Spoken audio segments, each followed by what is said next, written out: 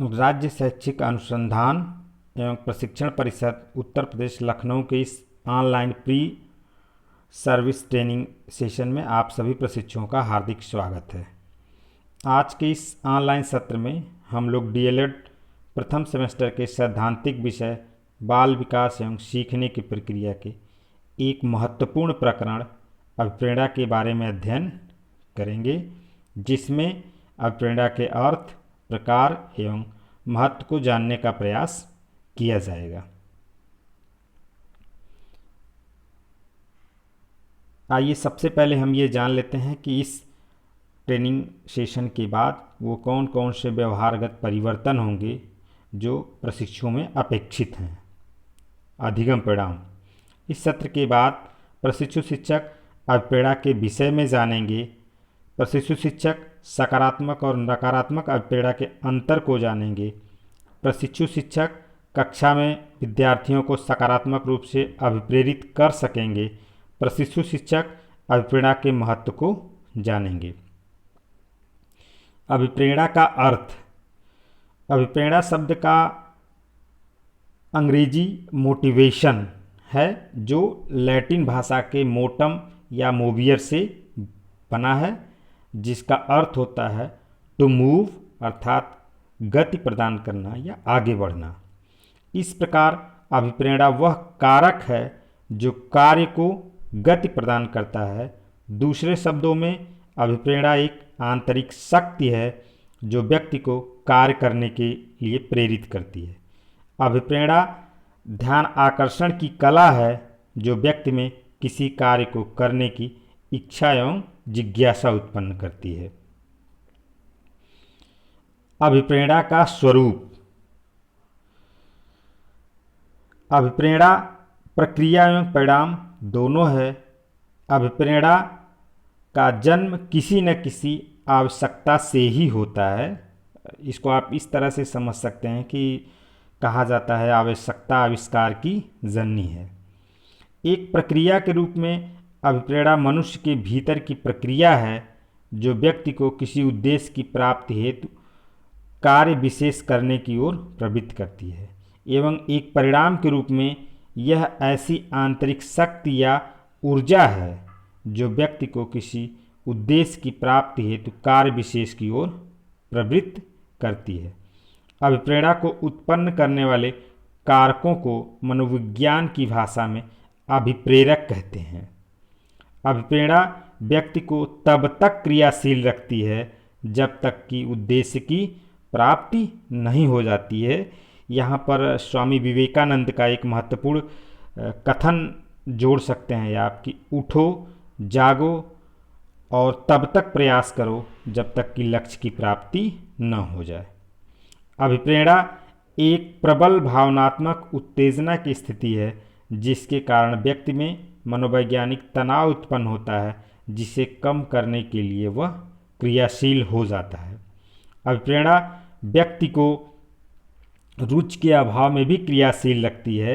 जैसे यदि कोई बालक इंजीनियर बनने के लिए अभिप्रेरित होता है तो उसकी गणित में रुचि न हो तो भी वह उस स्थिति में गणित की समस्याओं को हल करने में क्रियाशील रहेगा।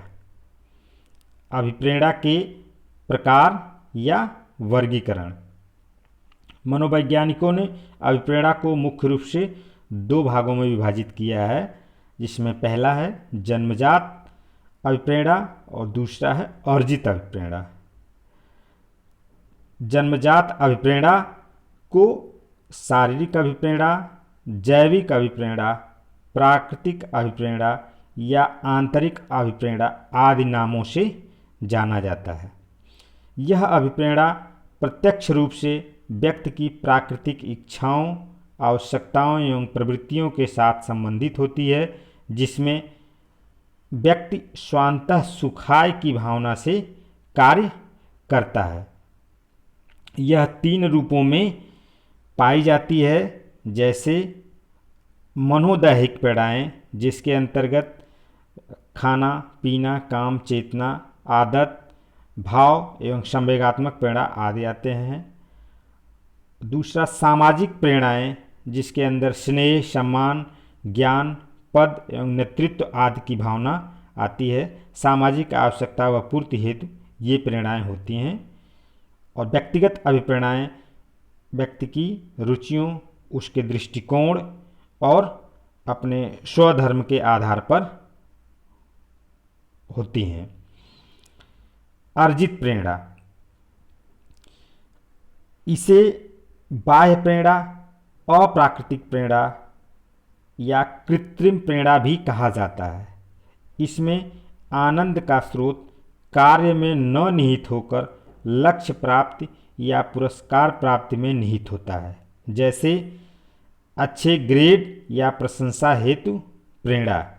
इस प्रकार की प्रेरणा दंड एवं पुरस्कार, सहयोग, लक्ष्य एवं आदर्श और उद्देश्य केंद्रित प्रयत्न आदि रूपों में पाई जाती है।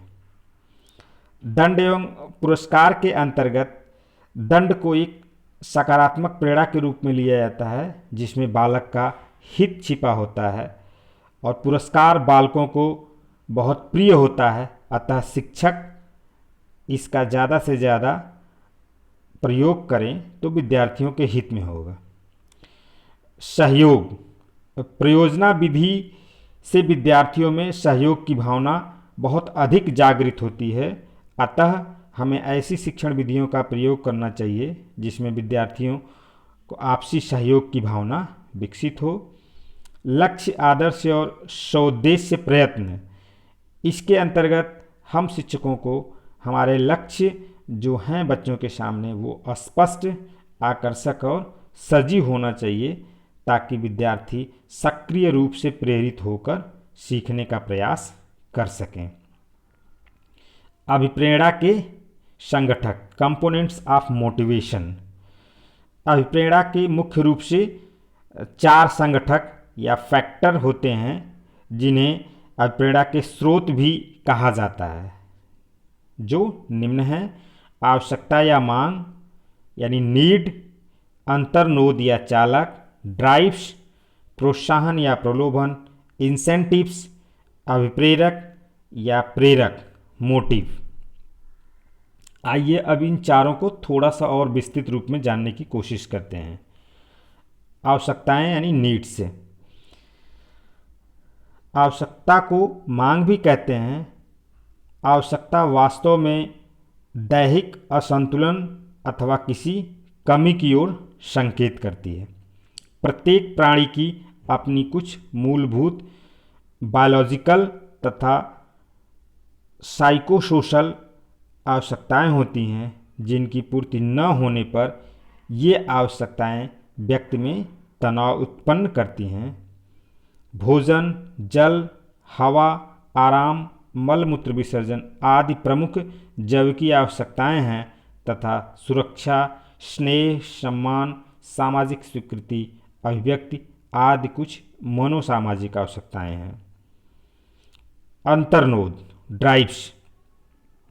अंतर्नोद को चालक या प्रणोद भी कहते हैं। अंतर्नोद वस्तुतः आवश्यकताओं पर आधारित मनोवैज्ञानिक संप्रत्यय है। प्राणी की आवश्यकताएं अंतर्नोद को जन्म देती हैं। अंतर्नोद किसी आवश्यकता को पूरी करने या दूर करने के लिए, किसी व्यवहार अथवा क्रिया करने के लिए व्यक्ति को क्रियाशील करता है। अंतर्नोद व्यवहार से संबंधित रहता है, जैसे भोजन भूखे प्राणी की एक दैहिक आवश्यकता है, जो उसमें भूख अंतर्नोद को जन्म देती है। अभिप्रेरक, मोटिव्स। अभिप्रेरक कार्य करने की वे प्रवृत्ति हैं जो किसी आवश्यकता अथवा अंतर्नोद से प्रारंभ होती हैं तथा समायोजन तक समाप्त हो जाती हैं। भूख, प्यास, यौन क्रिया, मातृत्व, आक्रामकता आदि कुछ प्रमुख अभिप्रेरक हैं। अभिप्रेरण की विधियां। बालक को या शिक्षार्थी को अभिप्रेरित करने की अनेकों विधियां हैं, जिनमें कुछ मुख्य रूप से निम्न हैं। रुचि। कोई भी कार्य जिसमें विद्यार्थी की रुचि नहीं होगी, वह उसके अंदर अभिप्रेरणा उत्पन्न नहीं कर सकता। सफलता का ज्ञान। बालक को अपनी सफलता का ज्ञान हो कि नहीं, ये सफलता प्राप्त करने के बाद हमें कौन कौन सी सुख और अनुभूति प्राप्ति होगी। प्रतिद्वंदिता से भी विद्यार्थियों के अंदर अभिप्रेरणा उत्पन्न की जा सकती है, लेकिन इस बात का हमेशा ध्यान रखना चाहिए कि प्रतिद्वंदिता सही अर्थों में हो, वह नेगेटिव अर्थों में न हो। सामूहिक कार्य, समूह में कार्य करने से बालक या व्यक्ति कार्य करने के लिए प्रेरित होता है, अतः हमें ज़्यादा से ज़्यादा सामूहिक कार्य करने चाहिए, कराने चाहिए। प्रशंसा एवं निंदा, प्रशंसा से बालक या विद्यार्थी कार्य करने के लिए प्रेरित होता है, निंदा के पीछे विद्यार्थी का हित छुपा होता है, अतः इसे हम एक दंड के रूप में ले सकते हैं जो विद्यार्थी हित में छुपा होता है।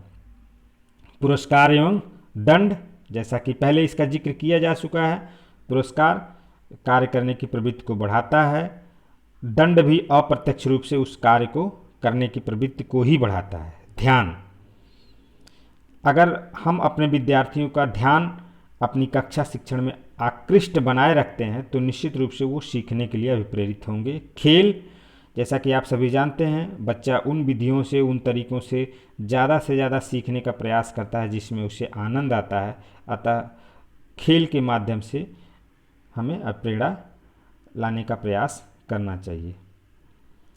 अभिप्रेरणा की विधियाँ, सामाजिक कार्यक्रमों में सहभागिता, कक्षा का वातावरण। कक्षा का वातावरण विद्यार्थियों में अभिप्रेरणा उत्पन्न करने में एक महत्वपूर्ण भूमिका अदा करता है। परिणाम का ज्ञान, हम जो भी कार्य कर रहे हैं उसके सुखद परिणामों की अनुभूति हमें उस कार्य को और ऊर्जावान तरीके से करने के लिए प्रेरित करती है। उचित दृष्टिकोण का विकास, विद्यार्थी के अंदर हमें ऐसे दृष्टिकोण विकास करने का प्रयास करना चाहिए ताकि वह लगातार बिना रुके, बिना थके सीखने की प्रक्रिया को जारी रखे। आकांक्षा का स्तर, हमें विद्यार्थियों का लेवल ऑफ एस्पिरेशन जान लेना चाहिए, उसी के अनुरूप उन्हें अभिप्रेरित करना चाहिए। नवीनता, हर नया काम सीखने में रुचि उत्पन्न करता है, अतः सीखने की विधियों में, अपने कक्षा शिक्षण के तरीकों में हमें हमेशा नए प्रयास करने चाहिए। नए ज्ञान को पूर्व ज्ञान से संबंधित करना, विद्यार्थी को सीखने में आनंद तभी आता है जब उसे नया ज्ञान अपने पुराने ज्ञान से जुड़ा हुआ महसूस होता है। लक्ष्य निर्धारण, लक्ष्य निर्धारित करते समय हमें वर्तमान परिस्थितियों, विद्यार्थी की आवश्यकताओं, उसके स्तर को ध्यान में रखकर ही लक्ष्य निर्धारित करना चाहिए ताकि वो सहज रूप से अभिप्रेरित हो के उन लक्ष्यों को प्राप्त करने में अपना प्रयास कर सके। अभिप्रेरणा का शैक्षिक महत्व, वास्तव में अभिप्रेरणा एक ऐसी प्रक्रिया या परिणाम है जिसका सही तरीके से प्रयोग करके हम काफ़ी हद तक अपनी शिक्षण अधिगम प्रक्रिया को प्रभावशाली बना सकते हैं। अतः हम कह सकते हैं कि अभिप्रेरणा का शैक्षिक महत्व निम्न प्रकार है। अधिगम में प्रोत्साहन के लिए, विद्यार्थी सीखने के लिए तभी प्रोत्साहित होगा जब उसके अंदर सीखने की अभिप्रेरणा विकसित हो, और यह अभिप्रेरणा का विकास करना हम शिक्षकों या प्रशिक्षकों का ही दायित्व बनता है। अनुशासन विकसित करने के लिए, यदि विद्यार्थी में अभिप्रेरणा है तो वह निश्चित रूप से अनुशासित होकर सीखने की प्रक्रिया संपन्न करेगा। मार्गदर्शन के लिए, अधिकाधिक ज्ञानार्जन के लिए अभिप्रेरणा से ज़्यादा वो सीखने के लिए प्रेरित होगा। सामाजिक एवं चारित्रिक गुणों के विकास के लिए, व्यक्ति के व्यक्तित्व या चरित्र का जो विकास होता है, जो भी सामाजिक गुण उसमें विकसित होते हैं, उसमें अभिप्रेरणा का एक महत्वपूर्ण स्थान होता है कि किस तरह के उसके गुणों को, गतिविधियों, क्रियाकलापों को आप प्रोत्साहित करते हैं या अभिप्रेरित करते हैं तो निश्चित रूप से उस तरह के कार्यों की पुनरावृत्ति होगी। रुचि का विकास, मानसिक विकास में सहायक, लक्ष्य प्राप्ति में सहायक, अभिप्रेरणा से व्यक्ति के व्यवहार का नियंत्रण भी किया जाता है, चरित्र का निर्माण भी होता है। जो हमारा पाठ्यक्रम है यदि वह रुचिकर हो, विद्यार्थी के अनुरूप हो, जीवंत हो, तो वह भी एक अभिप्रेरणा का स्रोत होता है।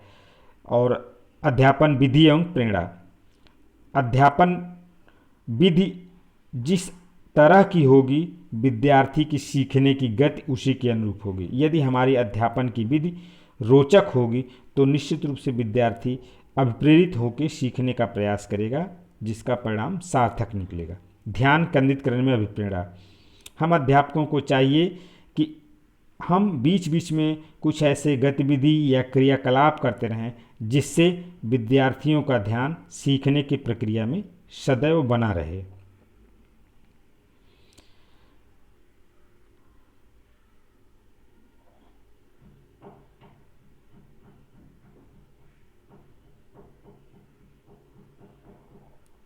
इस तरह से आज का ये सत्र समाप्त हुआ। आप सभी को बहुत बहुत धन्यवाद।